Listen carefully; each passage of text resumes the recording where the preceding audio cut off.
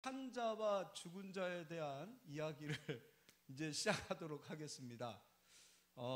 사람은 하나님께서 흙으로 지으셨다 그랬죠. 그 흙은 몸이 되어집니다. 이 몸은 하나님의 모양이라고 제가 설명해 드렸죠. 하나님의 모양, 흙으로 하나님께서 하나님의 모양으로 만드셨어요. 그리고 그 흙에 하나님께서 생기를 넣으시니 사람이 생명이 되니라. 그러니까 사람은 생명이 되었다. 그때 하나님의 형상이 사람 속에 들어가게 되어지는데, 그 하나님의 형상은 하나님의 성령님께서 사람과 함께함으로 사람이 생명이 되었다. 그럼 이제 하나님의 형상은 하나님의 속성이라 그랬죠. 하나님에게는 어둠이 없죠. 하나님은 빛이십니다. 하나님에게는 미움이 없죠. 하나님은 사랑이십니다. 그리고 하나님에게는 사망이 없죠. 그래서 하나님의 시간은 영생입니다. 그래서 첫사람 아담은 죽음으로 죽을 수밖에 없도록 하나님께서 만드신 것이 아니라, 첫사람 아담은 영생하는 자로, 그렇기 때문에 생명이 된 자로 그렇게 하나님이 만드셨죠. 그리고 하나님께서 아담에게 법을 주셨습니다. 너 선악과를 먹으면 죽으리라. 아담이 선악과를 먹고 죽음을 맞이하게 되었다. 이런 것들을 제가 계속해서 설명해 드렸습니다. 그런데 아담이 죽음을 맞이했을 때에 아담의 죽음은, 그러니까 사람의 죽음이죠.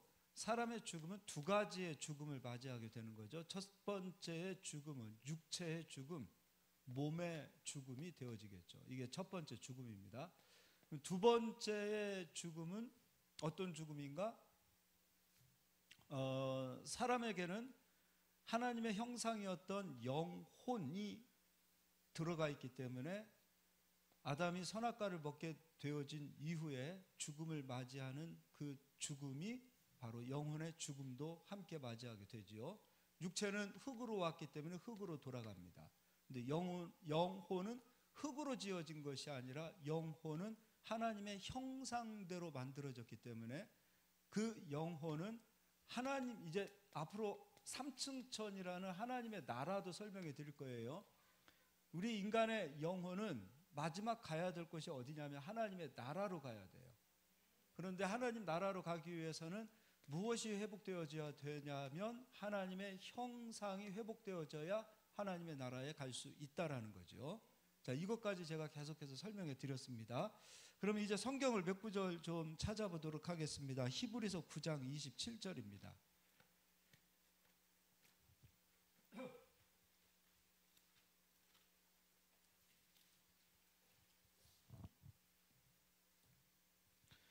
(9장 27절) 한 번 죽는 것은 사람에게 정해진 것이요. 그럼 이 죽음은 육적인 죽음을 말하겠지요.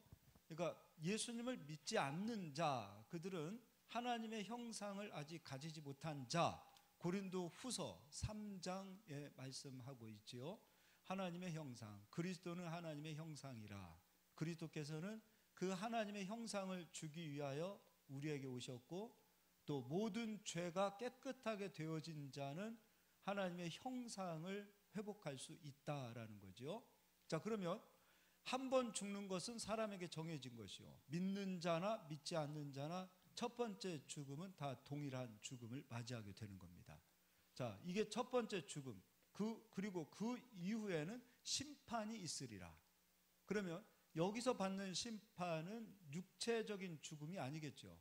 믿는 자도, 우리도 죽고요, 믿지 않는 자도 죽어요. 이건 믿는 자든 믿지 않는 자든 흙으로 돌아가게 돼 있어요. 그러나 두 번째 죽음은 심판이 기다리고 있다는 거죠. 심판이.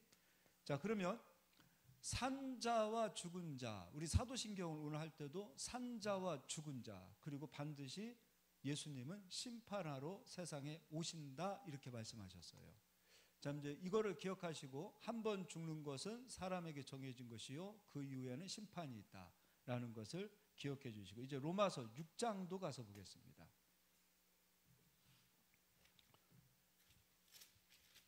이해가 막 안 되거나 그럴 수도 있을 거예요. 그러면 이거를 또 듣고 또 듣고 하시면 됩니다. 로마서 6장 23절, 죄의 싹은 사망이요 하나님의 은사는 그리스도 예수 우리 주 안에 있는 영생이니라. 죄의 값은 무엇이라 그랬어요? 사망. 그리고 하나님의 은사는 그리스도 예수 우리 주 안에 있는 영생이다. 그러면 하나님께서 우리에게 주시길 원하시는 것은 심판입니까? 영생입니까? 영생이시라는 것이죠. 하나님의 뜻은 모든 사람이 예수를 믿고 영생 얻는 것, 구원받는 것, 그것이 하나님의 뜻입니다. 그런데 죄의 값은 사망입니다. 죄의 값은 사망. 자, 그런데 그 전도서에 보면 짐승도 나오죠. 짐승도 육을 가졌습니다. 짐승은 혼이 있다 그랬나요? 없다 그랬나요? 짐승 혼이 있어요. 우리 오늘 잔디는 감정이 있을까요? 없을까요? 있어요. 개도 감정이 있어요. 짐승도 혼이 있습니다. 그런데 짐승은 영이 있습니까? 없습니까? 없죠. 근데 사람을 이야기할 때도 사람과 짐승 동일한 죽음을 맞이한다. 그럼 사람이 맞이하는 짐승과 동일한 죽음은 육적인 죽음, 다 흙으로 가죠. 짐승도 흙, 사람도 흙으로 가는 겁니다. 그런데 사람은 영도 있고 혼도 있다 그랬어요. 짐승은 영이 있다고 했나요? 없다고 그랬나요? 없죠. 그러면 영은 하나님의 성령이 우리에게 처음 주신 하나님의 형상이었죠. 그러면 영은 가야 될 곳이 땅입니까? 하늘입니까? 하늘이 되어야 되겠죠.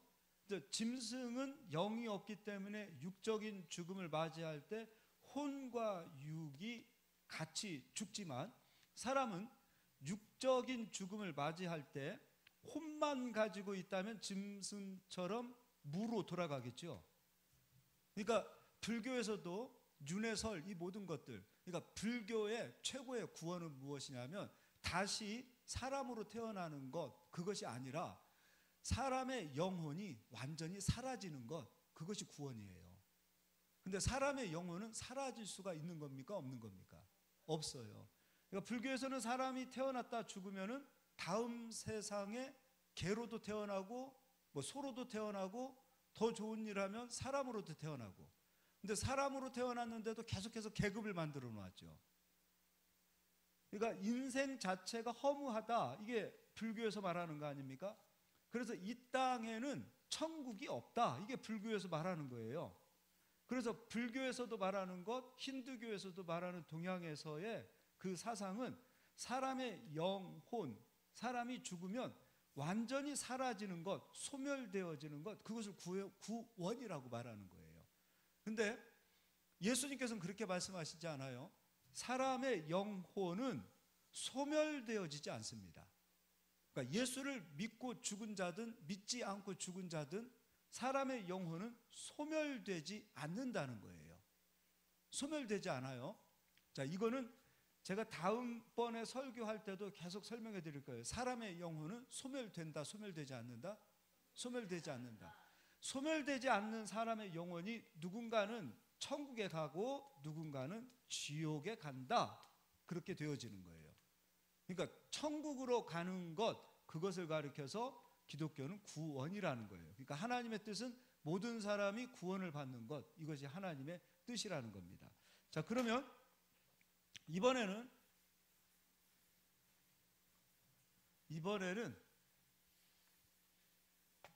조금만 더 설명을 좀 해드리고 하겠습니다. 창세기를 다시 앞으로 가서 보겠습니다. 창세기입니다.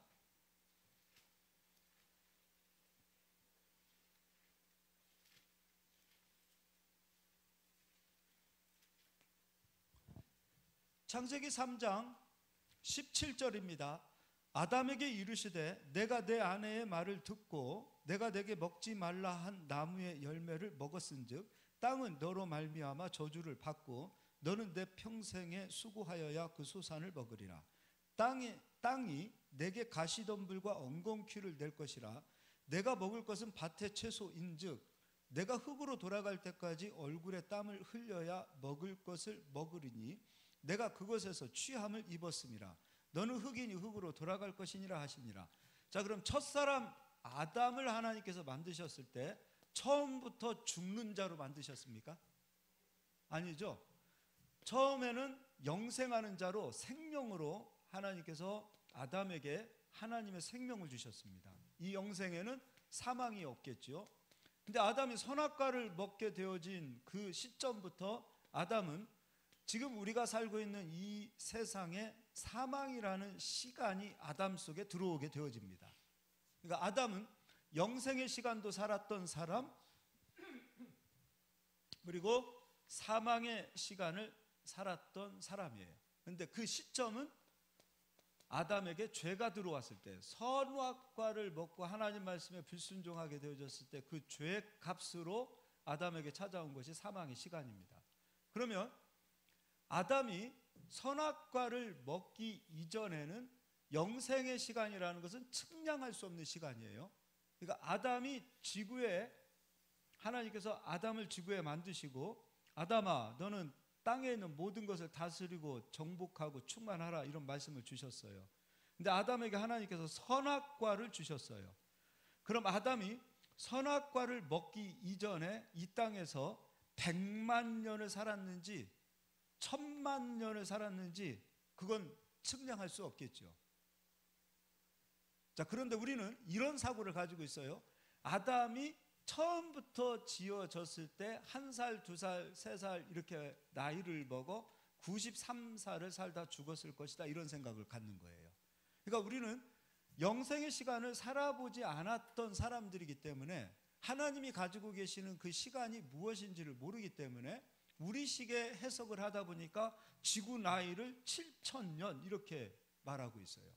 그런데 지구를 측량하는 과학자들이 보았을 때는 무슨 소리냐, 지구가 7000년이라는 말이 말 같지 않은 소리 아니냐 이렇게 얘기한단 말이죠. 그러니까 그 사람들은 성경이 허구 아니냐 이렇게 얘기해요. 그런데 그 사람들의 논리를 말할 수 있는 것은 아담은 영생의 시간을 살았던 사람이라는 것이죠. 그러니까 10,000년이 되어진 시간인지 100만 년이 되어진 시간인지는 아무도 모른다. 그러면 구약을 우리가 대략 5000년을 이야기하고 신약을 예수님이 오신 사건으로 해서 2000년 정도를 얘기하면 이 시간은 언제부터 적용되어진 시간이냐 이거예요. 아담이 선악과를 먹고 죄가 세상에 들어와서 아담이 930세를 살다 죽는 그 시점부터 시작해서 대략 7000년 이렇게 얘기할 수 있는 것이죠. 이해가 되시죠? 그러니까 우리는 이거 꼭 기억하셔야 돼요. 그러니까 공부 좀 했다 하는 사람들은 성경 보면은 또 성경에서 말하는 사람들, 목사님들 하는 얘기를 들으면 이게 말 같지도 않은 얘기 하시는 거 아닙니까? 이렇게 얘기할 수도 있다는 거예요. 근데 우리는 그들의 논리뿐만 아니라 성경이 얼마만큼 정확한지를 성경 보니까 다 알 수 있겠죠. 아담은 처음부터 죽는 자로 하나님께서 만드시지 않은 거예요.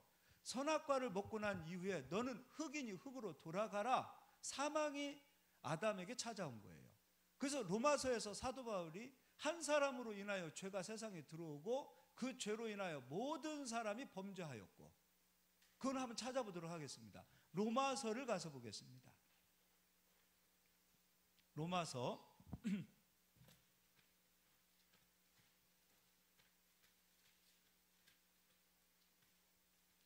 5장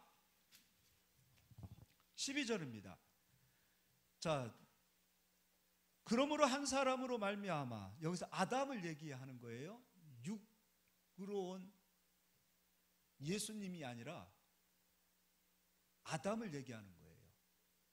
육으로 오신, 세상을 구원하기 위하여 오신 예수님은 다르게 또 17절에 설명하고 있고요. 12절은 그러므로 한 사람으로 말미암아 죄가 세상에 들어오고 죄로 말미암아 무엇이 들어왔나니?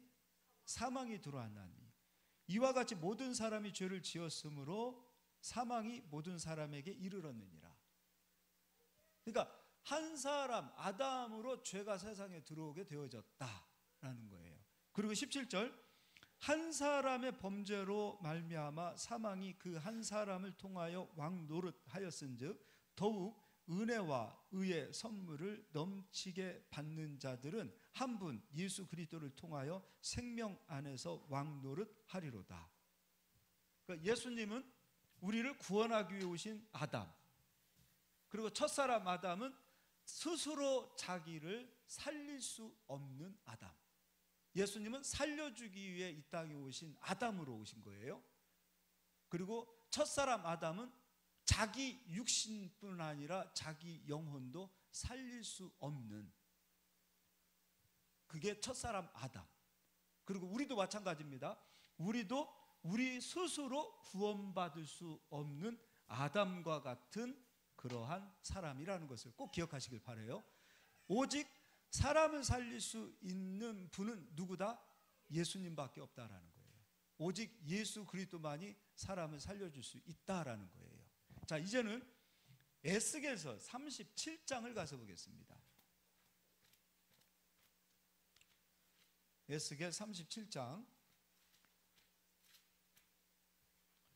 자, 이제 다시 한번 조금만 37장을 펴두시고 조금만 다시 정리하겠습니다.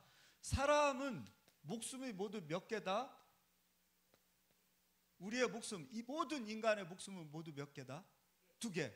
첫 번째 목숨은 육체, 몸이죠. 두 번째, 영혼이 되어지는 거죠. 자, 그러면 이제 이거를 기억하시고 에스겔 37장을 가서 읽어드리도록 하겠습니다.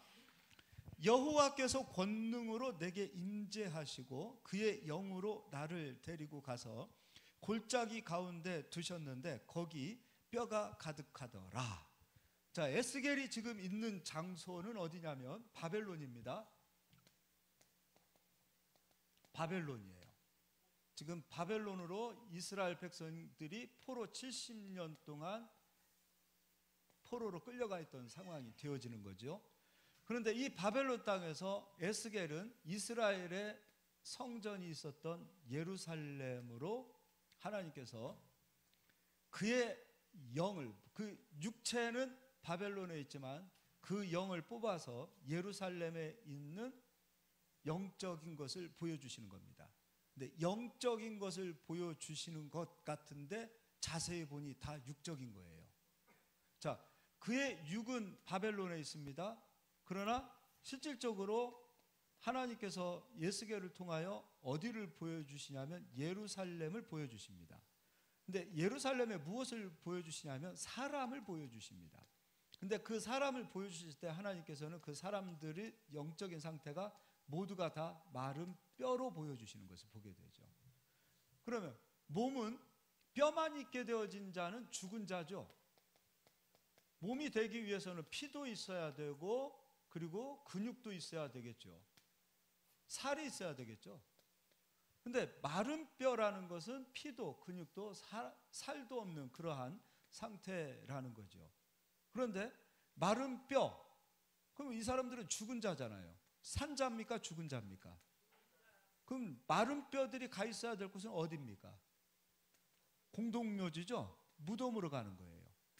근데 분명히 예루살렘에 있는 사람들을 보여주시는데 하나님께서는 그 예루살렘은 무덤이 되었다 이런 표현을 하세요. 다른 말로 죽은 자들이 가득 채워져 있는 곳이다 그 얘기예요. 그런데 마른 뼈로 보이는 이 사람들은 실질적으로는 예루살렘에서 살아서 걸어다니는 모든 사람들을 이야기하고 있어요. 그러니까 하나님께서는 이 모든 사람들을 산자로 보신 겁니까? 죽은 자로 보시는 겁니까? 죽은 자로. 육으로 살아있다 하더라도 영혼이 죽어있는 자는 죽은 자로 보시겠다는 거예요. 그러니까 우리는 육이 살아있는 것으로 다 보지요.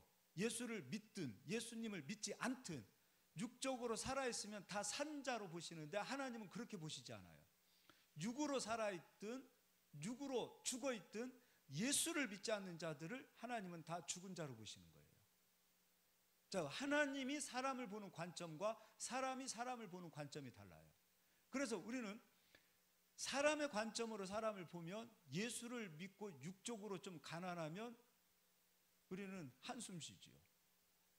예수님의 생명을 가지고 있으면서도 불구하고, 예수님을 안 믿어도 세상에서 잘 살고 권세를 가지고 그렇게 복받으며 사는 사람들을 보면 우리가 은근 부러워하고 그들 앞에 서면 기죽는 모습들을 가지고 있죠.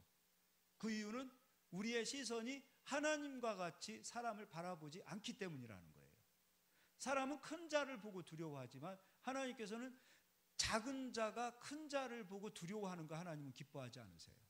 사람은 큰 자 앞에 머리를 숙이게 되어져 있어요. 그러나 하나님께서는 중심을 보신다 그랬어요. 그래서 우리 속에 예수의 생명을 가지고 있느냐, 그 관점으로 우리가 하나님처럼 세상을 바라봐야 되는데, 우리는 육은 육, 영은 영, 이렇게 바라본단 말이죠. 근데 하나님이 보시는 관점은 살아있는 사람들도 마른 뼈다 이렇게 보고 계세요. 근데 이 육적으로 마른 뼈가 되어져 있는 이 사람들이 살 수 있는 길이 딱 두 가지가 있다. 길이 두 가지가 아니라 길은 한 가지인데 살 수 있기 위해서는 딱 두 가지가 그들 안에 들어와야 된다. 자, 아담에게 생기를 주었을 때 그 생기가 아담 속에 들어왔을 때 그가 생명이 되었다 그랬어요. 그 생기는 하나님의 형상이요, 하나님의 형상으로 오신 성령님이시라고 했고, 아담이 선악과를 먹자 하나님의 성령께서 아담에게서 떠나자 아담은 생기를 잃어버린 자가 되어진 거예요.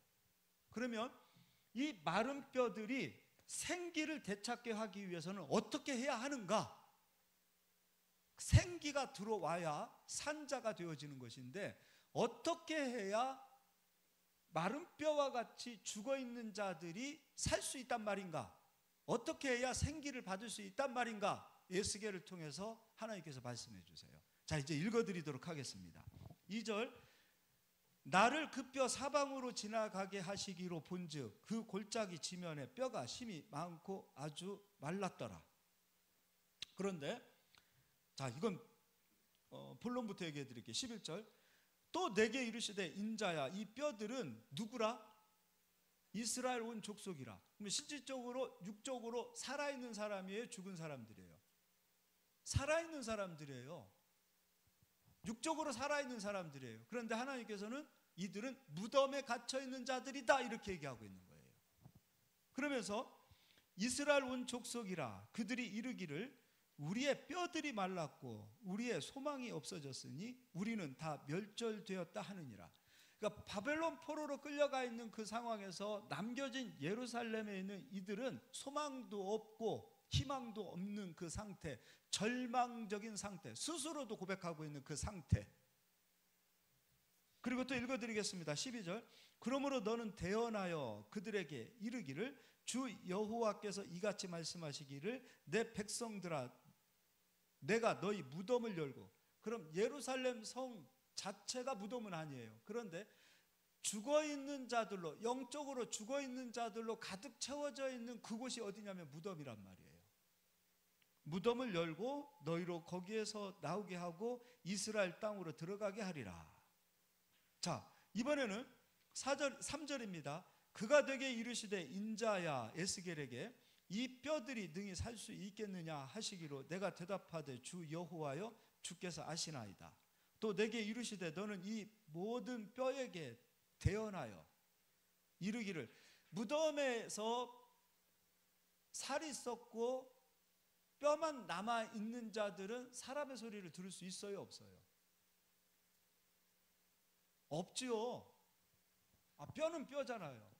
그런데 에스겔이 대언하여 말씀을 할 때 들을 수 있다라는 것은 살이 있고 근육이 있고 피가 있고 그리고 귀가 있기 때문에 들을 수 있는 거 아니에요. 그러니까 마른 뼈는 실질적으로 죽어서 무덤에 가 있는 사람들이 아니라 살았으나 예수의 생명을 갖지 않고 생기를 잃어버린 그 상태가 바로 마른 뼈라는 거예요. 자, 이번에는 대언하여 이르기를 너희 마른 뼈들아 여호와의 무엇을 들을지어다? 말씀을 들을지어다. 그럼 생기로 오시는 것은 무엇이냐면 바로 말씀이에요. 이제 마른 뼈와 같이 죽어 있는 자들이 살 수 있는 소망은 무엇이냐면 말씀을 듣는 거예요. 산 자는 말씀을 듣습니다. 그리고 산 자는 말씀을 듣고 말씀을 먹어야 합니다. 말씀이 생명의 양식이에요. 그래서 5절에 주 여호와께서 이 뼈들에게 이같이 말씀하시기를 내가 생기를 너희에게 들어가게 하리니 너희가 살아나리라. 그럼 이 생기는 무엇을 통해 들어가는 거예요? 말씀을 통해서 들어가는 거예요. 예수님께서 말씀이신 거 믿으십니까? 말씀이 곧 하나님이신 거 믿으시죠? 그러니까 이 시대에 우리 속에 생기는 어떻게 들어오는가? 말씀을 통해서 생기가 들어오는 거예요.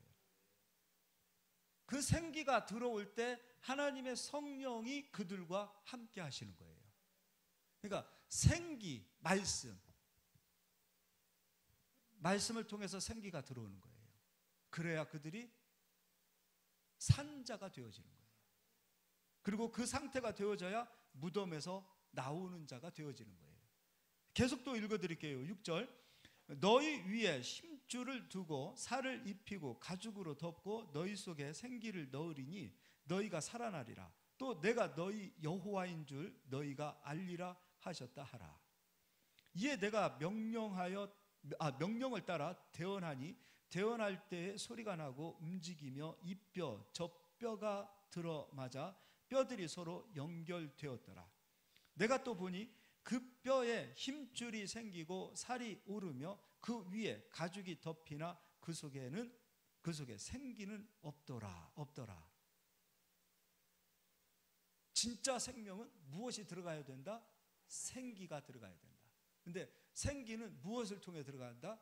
말씀을 통해서 들어간다. 그래서 9절에 또 내게 이르시되 인자야 너는 생기를 향하여 대언하라. 생기에게 대언하여 이르기를 주 여호와께서 이같이 말씀하시기를 생기야 사방에서부터 와서 이 죽음을 당한 자에게 붙어서 살아나게 하라 하셨다 하라. 이에 내가 그 명령대로 대언하였더니 생기가 그들에게 들어가매 그들이 곧 살아나서 일어나 서는데 극히 큰 군대더라. 그러면서 13절 내 백성들아 내가 너희 무덤을 열고 너희로 거기에서 나오게 한즉 너희는 내가 여호와인 줄을 알리라. 내가 또 내 영을 너희 속에 두어 너희가 살아나게 하고 내가 또 너희를 너희 고국 땅에 두리니 나 여호와가 이 일을 말하고 이룬 줄을 너희가 알리라. 여호와의 말씀이니라. 내가 또 내 영을 너희 속에 두고, 그러니까 말씀과 성령으로 생기를 얻어야만이 죽은 자에서 산 자로 변하는 거예요. 그러면 죽은 자를 조금 설명해 드리겠습니다. 죽은 자는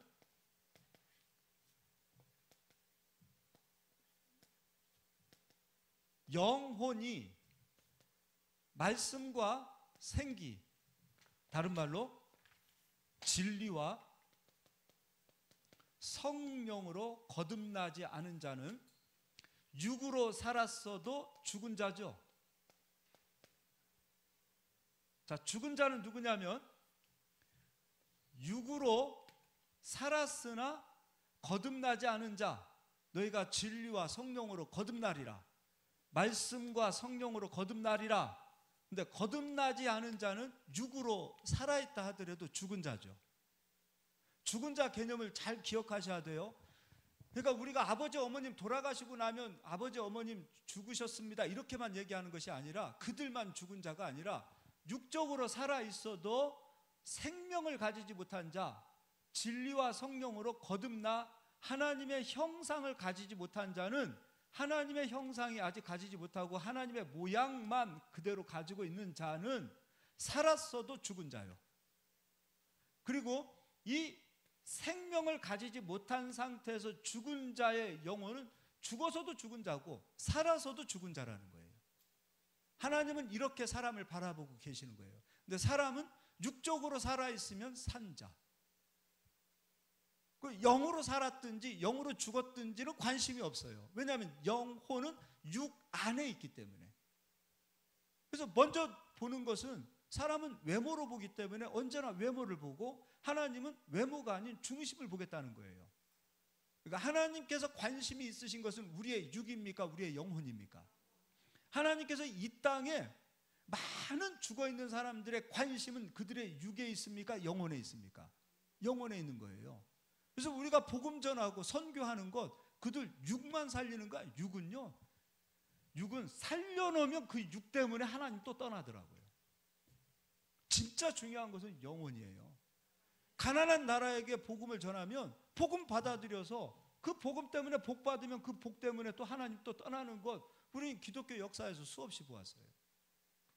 진짜 하나님의 관심은 사람의 몸이 아니라 인간의 영혼이다. 그럼 인간의 영혼의 생기는 무엇인가? 말씀과 성령님이 임하셔야 된다. 자, 이게 바로 죽은 자라는 개념을 여러분이 꼭 가지시길 바라요. 이제 예수님께서는 또 어떻게 말씀하시는가? 마태복음 7장을 가서 보겠습니다. 이번에는 예수님께서 8장이에요. 8장. 마태복음 8장. 예수님께서 하시는 말씀. 신약 성경. 마태복음 8장 21절. 제자 중에 또 한 사람이 이르되 주여 내가 먼저 가서 내 아버지를 장사하게 허락하옵소서. 그럼 제자가 예수님에게 와서 예수님, 우리 아버님이 돌아가셨습니다. 아버님 장사를 좀 지내드려야 되겠습니다. 그럼 제자의 아버지는 산 자입니까? 죽은 자입니까? 죽은 자죠. 죽어 있습니다. 죽은 자입니다. 그 제자는 예수님을 따르는 자죠. 그럼 제자는 산 자입니까? 죽은 자입니까? 그렇죠. 산 자지요. 죽어서도 죽은 자가 아니에요. 이건 다음 주에 해드릴 거예요. 자, 그런데 예수님께서 어떻게 말씀하시냐면 22절, 예수께서 이르시되 죽은 자들이 그들의 죽은 자들을 장사하게 하고 너는 나를 따르라 하시니라. 자, 죽은 자가 죽은 자를 장사할 수 있어요? 우리 장례식을 치를 때 아버님 돌아가실 때 장례식 치를 때 먼저 죽어있는 분들이 오셔서 지금 죽어있는 분 장례식 치를 수 있느냐 이거예요. 장례식은 누가 치러드려요? 대부분 살아있는 자녀들, 친척들이 하잖아요. 근데 예수님께서는 죽은 자들로 죽은 자를 장사하게 하라. 그럼 죽은 자는 지금 제자의 아버지, 죽은 자죠. 그럼 살아있으면서도 불구하고 예수의 생명을 가지지 못한 자들은 예수님께서는 죽은 자로 보신다는 거예요. 그러니까 이 땅에 죽은 자들이 더 많은지, 지금 온통 우리가 이제 죽은 자들 얘기하니까 육적인 죽음을 맞이하여 이 땅에 안 계시는 분들로만 생각하시는데, 하나님 보실 때는 육으로는 바글바글 살아있다 하더라도 예수의 생명을 가지지 못한 자들을 하나님이 보실 때는 다 죽은 자로 보시고, 그 죽은 자들로 가득 채워져 있는 상태, 그 공간을 무덤으로 보시겠다는 거예요. 겉은 화려하고 깨끗하고 아름답다 하더라도 그 모든 공간은 무덤이다라는 거예요. 예수님께서도 죽은 자들로 죽은 자를 장사하게 하고 너는 나를 따르라. 그러면 예수님을 따르는 것은 죽은 자가 따르는 겁니까? 산 자가 따르는 겁니까? 그렇죠. 예수님을 따르는 자들은 산 자요, 그들이 제자요, 그들이 성도가 되어지는 겁니다. 성도는 죽은 자입니까? 산 자입니까? 산 자. 우리들은 죽은 자입니까? 산 자입니까? 산 자가 되는 거예요. 그러니까 산 자와 죽은 자의 차이를 여러분 명확하게 구분하실 수 있어야 됩니다. 이제 요한복음 4장입니다. 자꾸 사람의 생각으로 죽은 자를 판단하고 사람의 관점으로 산 자를 판단해서는 안 돼요. 산 자와 죽은 자는 하나님의 관점으로 판단해야 합니다. 하나님의 관점으로 산 자와 죽은 자를 판단해야 복음 가지고 가고 복음 때문에 생명을 바치기도 하고 자기의 인생을 갈아서 하나님 앞에 드릴 수도 있는 거예요. 근데 육적인 관점으로 산 자와 죽은 자를 자꾸 바라보다 보니까 분명히 나는 거듭났고 사명을 받았고 하나님의 사랑을 받았음에도 불구하고 자기 인생을 갈아서 하나님 앞에 못 드리는 거예요. 여러분, 세상 일도 자기 인생을 갈아서 드립니다. 제가 이번 주에 제 친구를 이렇게 신방 겸 여행 겸 다녀왔어요. 근데 세상 일을 하는 사람들도 자기 인생을 갈아서 살더라고요. 자기 인생을 갈아서 살아요. 근데 우리가 왜 예수의 생명을 가졌음에도 불구하고 우리가 왜 우리의 인생을 하나님 영광을 위해서 우리의 인생을 갈아서 드리지 못하는가? 자꾸 우리는 산 자와 죽은 자의 관점을 사람의 관점으로 보기 때문이에요. 근데 오늘 이 말씀을 딱 보니까 그렇지 않아요? 하나님의 관점으로 죽은 자들을 바라보니 살아있는 수많은 사람들이 다 마른 뼈와 같이 죽어있는 것이라는 것을 알게 되어진다면 그걸 바라보고 에스겔처럼 전도하지 않을 수 있을까요? 어떻게 해야 우리가 죽은 자에서 산 자로 건너올 수 있는지에 대한 길을 선포하지 않을 수 있겠느냐 이거예요. 자, 이제 요한복음 4장입니다. 4장 23절, 아버지께 참되게 예배하는 자들은 무엇과 무엇으로 예배한다? 성령과 진리로 예배하는 겁니다. 그럼 에스겔서에서도 말씀으로 그리고 영으로 생기를 얻는다 그랬어요. 그러니까 이 생기는 하나님의 형상이라 그랬어요. 그럼 예수님은 이 땅에 오신 이유는 하나님의 형상을 주기 위하여 잃어버렸던 빼앗겼던 하나님의 형상을 주어서 그들로 하여금 하나님의 자녀가 되게 하시고 그 자녀의 권세를 가진 자들이 천국에 갈 수 있도록 자기 생명을 들여서 우리를 살리신 분이 바로 예수님이세요. 바로 이것 주시기 위하여 영과 진리를 주시기 위하여. 그래서 하나님의 뜻은 우리가 구원을 받고 구원받은 자들이 하나님께 예배하기를 원하시는 거예요. 이게 하나님의 뜻이에요. 이게 하나님의 뜻이에요. 그래서 22절, 23절 다시 읽어드릴게요. 아버지께 참되게 예배하는 자들은 영과 진리로 예배할 때가 오나니, 그때는 언제입니까? 예수님 십자가에서 우리 죄에 대한 값, 죄의 값은 사망이죠. 한번 죽는 것은 사람에게 정해진 것이요 그 이후에는 심판이 있다 그랬어요. 우리 죄에 대한 값으로 우리가 받아야 될 심판을 예수님께서 십자가에서 본인이 심판 받으실 때, 심판을 끝내셨을 때, 죄의 값을 끝내셨을 때, 그 끝내는 그 시점부터 영과 진리로 우리가 하나님께 예배할 때가 되는 거예요. 곧 이때라 아버지께서는 자기에게 이렇게 예배하는 자들을 찾으시느니라. 다른 말로 죽은 자들을 살리기를 원하시는 하나님, 잃어버린 자들을 찾기 원하시는 하나님, 생명 없는 자들에게 생명 주기를 원하시는 하나님이시라는 겁니다. 24절, 하나님은 영이시니 예배하는 자가 영과 진리로 예배할 때가 예배할지니라. 에스겔서에서도 말씀과 진리요 말씀이요 그리고 영으로 생기가 들어와 무덤에 갇혀있던 죽은 자들이, 마른 뼈들이 생명을 얻었던 것처럼 말씀과 진리로 우리의 영혼이 사는 것을 믿으시기를 바랍니다. 제가 엊그저께 그런 얘기를 해드렸어요. 송성기사님한테. 잘 보십시오. 사역하다가 변질되어지는 분도 있을 수 있습니다.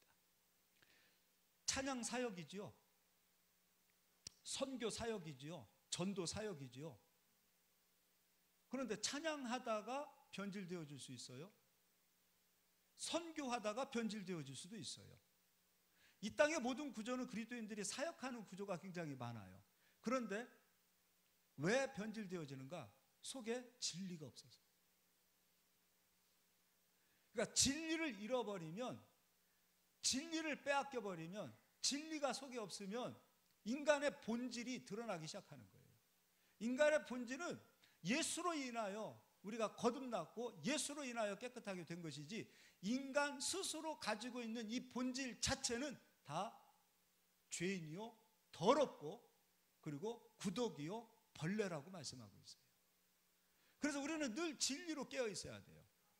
진리와 기도로 깨어 있어야 돼요. 그 상태가 되어져야 시간이 지나도 변하지 않아요. 그래서 우리 중요한 것은 여러분 진리와 성령으로 깨어 있기를 바랍니다. 할렐루야. 자, 이번에는 요한복음 11장도 가서 보겠습니다. 11장입니다. 예수님께서 하신 말씀이에요. 25절 예수께서 이르시되 나는 부활이요 생명이니 나를 믿는 자는 죽어도 살겠고, 예수님이 부활이요 생명이요, 그래서 나를 믿는 자는 죽어도 살겠고, 그럼 죽어도 죽는다고 하셨어요? 산다고 하셨어요? 그럼 예수 믿는 자들은 죽어도, 첫 번째 육적인 죽음은 안 믿는 자들과 동일하게 육적인 죽음은 맞이하나 우리가 살아서 예수님을 믿으면 영혼은 죽는다는 거예요? 안 죽는다는 거예요? 심판받는다는 거예요? 안 받는다는 거예요? 안 받는다는 거예요. 그리고 말씀하시기를 26절 무릇 살아서 나를 믿는 자는 영원히 죽지 아니하리니, 영원히는 죽어서도 죽지 아니하리니 이것을 내가 믿느냐. 예수 믿는 사람 죽어도 죽는 겁니까? 안 죽는 겁니까? 안 죽는 거예요. 예수 안 믿는 사람들 살아도 산 겁니까? 죽은 겁니까? 죽은 겁니다. 엄청난 거 아니에요? 그러니까 예수의 생명을 가진 자는 죽어도 죽은 것이 아니란 말입니다. 예수의 생명을 가지지 못한 자들은 살아도 산 것이 아니란 말입니다. 우리는 이걸 가진 거예요. 생명을 가진 거예요. 예수님의 생명을 갖고 지금도 살았고 죽어서도 죽지 않고 영원히 산 자가 되었다는 것을 믿으시길 바랍니다. 할렐루야. 예수님 하신 말씀이에요. 자, 이번은 계시록 20장을 가서 보겠습니다. 한번 죽는 것은 사람에게 정해진 것이요, 그 이후에는 무엇이 있다 그랬어요? 심판이 있다 그랬어요. 그러면 모든 사람은 죽음을 맞이한다. 믿는 자, 안 믿는 자 다 동일하게 죽음을 맞이한다. 이 죽음은 사람뿐만 아니라 짐승도 동일한 죽음을 맞이한다. 자, 그런데 영혼이죠. 영혼은 예수님을 믿고 죽은 자는 산 자가 되어지고, 죽어서도 영원히 산다고 말씀하셨어요. 죽지 않은 거죠. 안 믿는 자는 살아도 죽은 자요, 죽어도 죽은 자가 되는 거예요. 그러면 한번 죽는 것은 사람에게 정해진 것이요, 그 이후에는 무엇이 있다 그랬어요? 심판이 있다 그랬어요. 자, 그러면 이제 마지막 때 우리가 죽습니다. 이제 우리 여기 계신 분들 육적으로 다 죽는 거 믿으시죠? 저도 죽고 여러분도 다 죽어요. 안 죽는 사람 없어요. 다 죽어요. 우리도 죽고 안 믿는 자도 죽습니다. 그러면 하나님께서는 심판을 하실 때가 되었을 때 심판받는 자의 대상은 산 자입니까? 죽은 자입니까? 네? 또 이제 갑자기 지금까지 설명해 드렸는데 네? 자, 믿는다는 것은 예수 그리스도를 통하여 심판이 끝난 사람들을 믿는 자라고 얘기하는 거예요. 그러니까 심판이 끝났기 때문에 죽어서도 영원히 죽지 않는다고 말씀하시는 거예요. 나는 부활이요 생명이다고 말씀하셨어요. 그걸 좀 찾아드릴까요? 요한계시록 접어두시고 요한복음 3장을 가서 보겠습니다.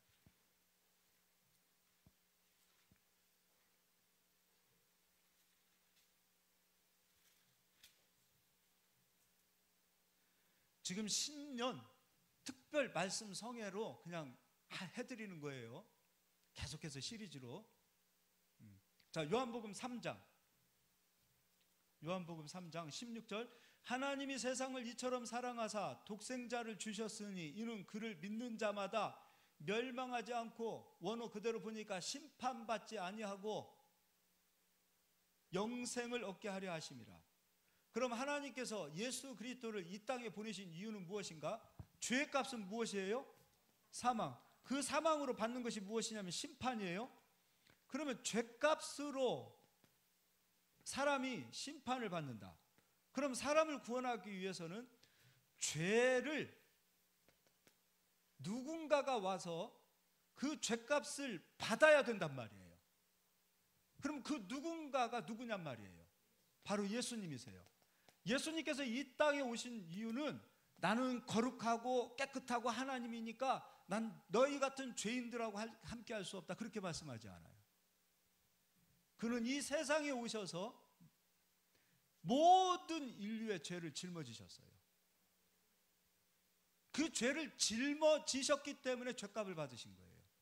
그럼 예수님께서 죄값을 짊어지시는 그 시점은 언제입니까? 죄값을 짊어지시는 시점과 죄값을 끝내는 시점은 달라요.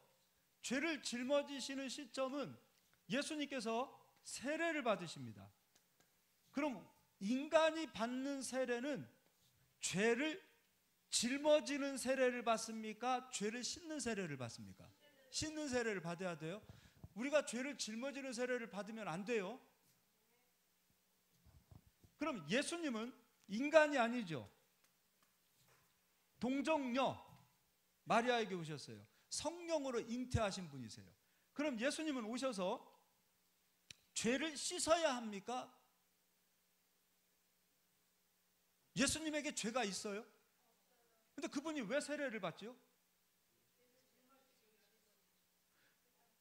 그렇죠. 예수님의 세례는 우리의 죄를 짊어지는 세례를 받으신단 말이에요. 그럼 이제 죄값은 인간이 받는 거예요? 예수님이 받는 거예요? 그럼 예수님은 그 죄값을 어디에서 끝내시는 거예요? 그러니까 죄를 짊어지는 시점은 세례, 죄값을 끝내시는 곳은 십자가가 되는 거예요. 그럼 예수님은 오셔서 우리 죄에 대한 값으로 십자가에서 죽으셨어요. 그러면 죄값을 끝냈기 때문에 심판은 믿는 자에게 남겨진 겁니까? 끝난 겁니까? 끝난 거예요. 그런데 계시록 설교에서 간혹 그런 설교를 하시는 분들도 계셔요. 예수님 믿는 사람들이 왜 그리 심판을 많이 받아요?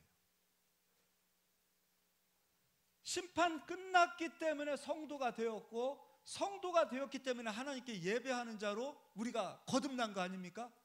근데 왜 그렇게 예수 믿는 사람들이 마지막에 심판받는 성경 구절에 어디에 있습니까? 여러분, 예수님 믿고 마지막에 하나님께서 우리를 다시 심판하신다라고 말하면 우리 예수님 뭐하러 믿습니까? 죄 안 짓고 깨끗하게 거룩하게 살아서 구원받을 사람 손 한번 들어보십시오. 그거 이단이에요. 펠라기우스예요. 펠라기우스가 그렇게 얘기했어요. 예수님 믿고 구원받을 필요 없다. 우리가 기도 많이 하고 깨끗하게 경건하게 착하게 살면 구원받을 수 있다. 그럼 예수님 믿자는 거예요? 믿지 말자는 거예요? 믿지 말자. 필요 없다는 거예요. 안 되는 거예요. 저도 목사지만 안 되는 건 안 되는 거예요. 우리가 의롭게 되어지고 우리가 거듭나고 우리가 깨끗하게 되어진 것은 오직 나의 의입니까? 예수님의 의입니까? 예수님이에요. 예수님이에요. 그리고 우리가 한 번만 더 생각해 보자고요. 예수님 믿고 마지막 때에 죽어서 예수님께서 너 이리 와봐. 너 예수님은 하나님이시니까 다 기억하셔요. 너 1988년도에 예수님 믿고 난 이후에도 너 누구하고 싸우더라? 너 그때 열받아가지고 욕도 하고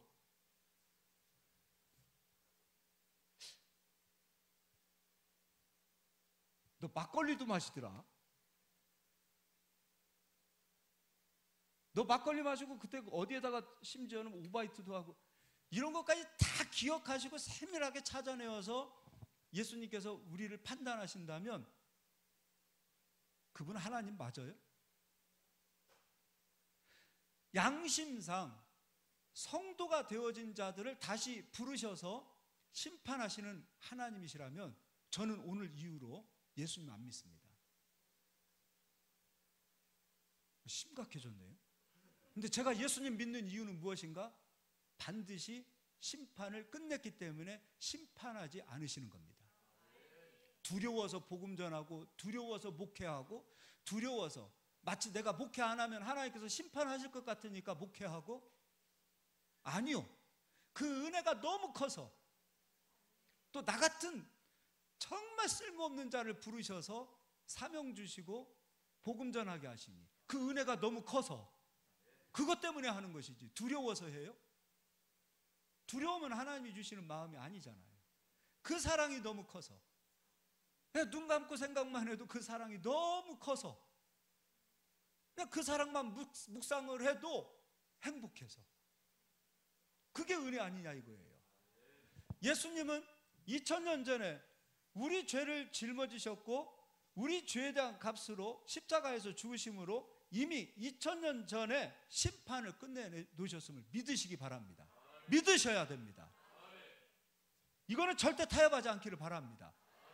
어떤 경우에도 예수 믿는 자가 심판을 받는다라고 선포하고 말씀 전하고 가르치는 곳이 있다면 이단으로 사입으로 생각하셔도 됩니다. 그리고 더러운 귀신아 떠나라 얘기하고 자리를 박차고 일어나고 진리를 향하여 걸어 나오시기를 바랍니다. 이제 계시록 20장 다시 가서 보겠습니다. 20장이에요.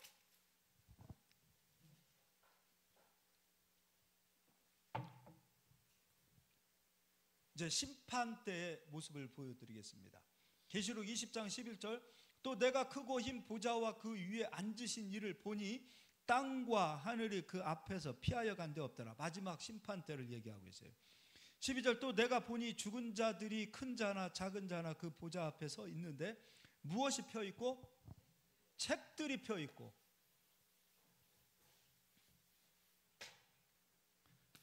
책들이 펴 있고.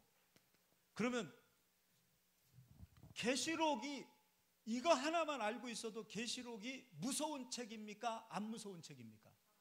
두려운 책입니까? 평안의 책입니까?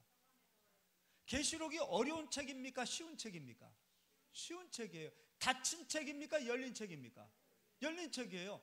닫혀있는 글을 왜 성도에게 주시겠습니까? 성도에게는 모든 글이 다 열려있는 거예요. 근데 언제 닫혀있는가? 두려운 자들에게는 닫히는 거예요. 근데 왜 우리가 성도에게 두려움을 심습니까? 너희들 11조 안 하면 심판받는다. 주일 성수 빼먹으면 심판받는다. 뭐 하면 심판받는다. 기도 안 하면 심판받는다. 작정헌금 안 하면 심판받는다. 서원한 거 안 지키면 심판받는다. 온통 다 두려움으로만 성도들을 채워놓으면 계시록도 닫히고 성경이 닫혀요. 두려운 자들에게는 성경을 닫아놓습니다. 그러니까 계시록은 두려운 책이 아님을 믿으시길 바랍니다. 자, 이제 책들입니다.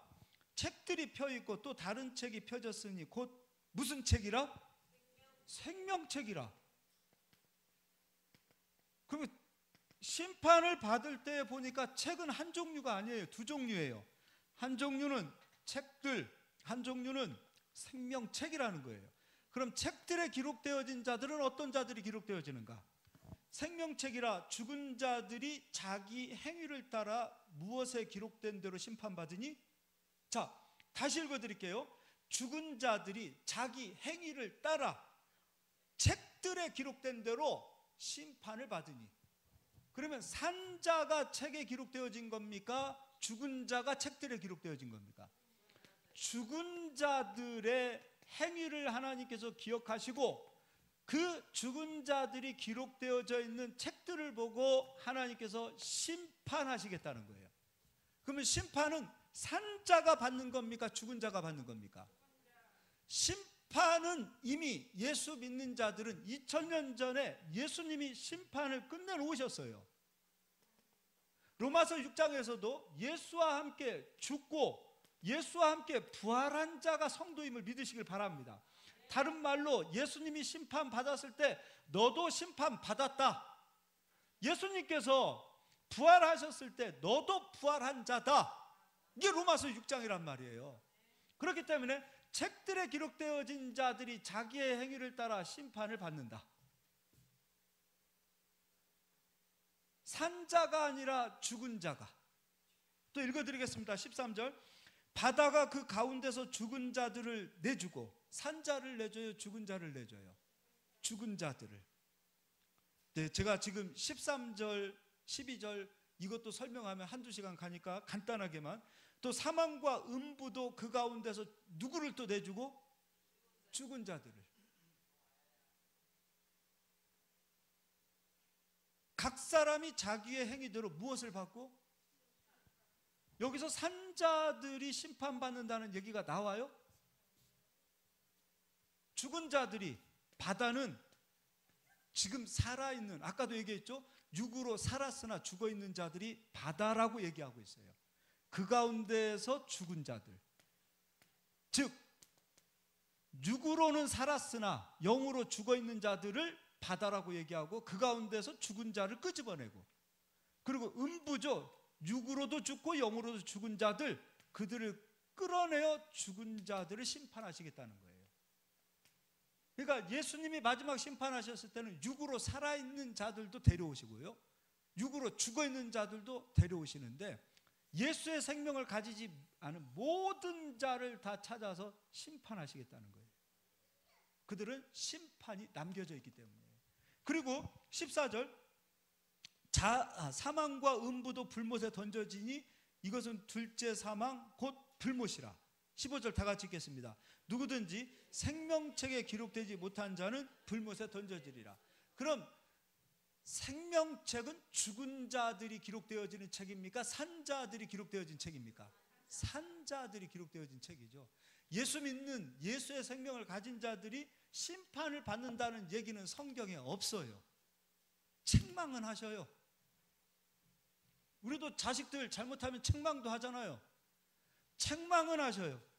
그러나 예수의 생명을 가진 자들은 하나님께서 마지막 때 절대로 심판하지 않으십니다. 마지막 때 하나님께서 구원받은 자들, 그 가운데서도 복음을 위해서 죽도록 충성하고 살았던 자들에게 면류관을 주세요. 근데 그 면류관을 받은 자들이 그 면류관을 하나님 보좌 앞에 내려놓습니다. 죽도록 충성한 거예요. 근데 그 면류관을 내려놓아요.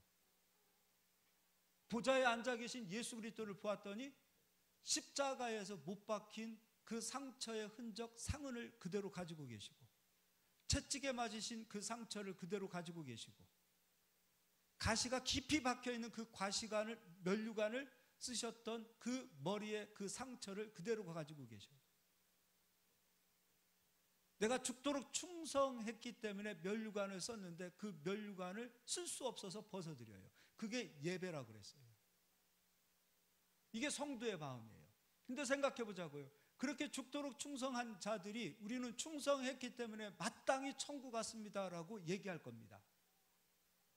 그런데 예수의 상처와 흔적을 바라본 그 순간, 이 땅에서 예수님을 위해서 10원도 쓰지 않고, 예수님을 위해서 1시간도 들이지 않고, 죽을 때 돼서 예수님 믿고 죽었다, 그런 사람도 있을 수 있습니다. 그렇지 않아요? 근데 그도 예수님 믿고 천국에 왔어요. 그럼 열받을까요? 나는 죽도록 충성해서 천국 왔는데 저 사람은 자기 마음대로 살다가 할 것 다 하다가 마지막에 예수님 영접하고 천국 온 것으로 열받겠느냐 이거예요. 진짜 구원받은 사람은 이 땅에서 예수를 위해서 눈꽃만큼 살지 않았다 하더라도 모든 사람들이 다 구원받기를 원하는 마음을 가질 겁니다. 이게 예수의 생명을 가진 자들의 마음이에요. 교회도 마찬가지입니다. 나는 죽도록 일했고 저 사람은 일도 안 하고, 그거 가지고 마음 상할 사람이 있겠습니까? 예수 마음 가진 거 아니에요. 목사는 죽도록 교회에서 일평생 일했기 때문에 목사만 천국 간다? 그런 게 어디 있습니까? 이 안에 있는 사람들도 구원받아야 되지만 저 밖에 있는 사람들도 함께 다 구원받기를 원하는 자들의 마음이 바로 예수의 생명을 가진 자들의 마음이라는 걸 기억하셨으면 좋겠어요. 그랬으면 좋겠어요. 그리고 일평생 자기를 위해서 살았고 할 것 다 하고 살다가 구원받은 자가 천국에 왔을 때 머리 들고 내가 자격이 있어서 내가 여기 천국에 왔나? 그런 마음 갖지 못할 거예요. 그도 감사해서 어찌할 줄 모를 거예요. 그게 바로 예배 아니겠습니까? 일을 많이 하든 일을 적게 하든, 충성하든 충성하지 않든, 헌금을 많이 했든 헌금을 적게 했든, 그거 아무 중요한 거 아니에요. 진짜 중요한 것은 나도 예수를 믿고 구원을 얻은 것처럼 이 땅의 모든 남겨진 사람들도 예수를 믿고 함께 구원받기를 원하는 마음. 그런 마음 가졌으면 좋겠어요. 이제 우리는 이런 마음으로 살기를 예수의 이름으로 축원합니다. 우리 옆 사람 인사하겠습니다. 산자로 삽시다. 한 번 더 인사하겠습니다. 영혼을 사랑합시다. 기도하고 우리 또 사회 보시기 바랍니다. 하나님 아버지,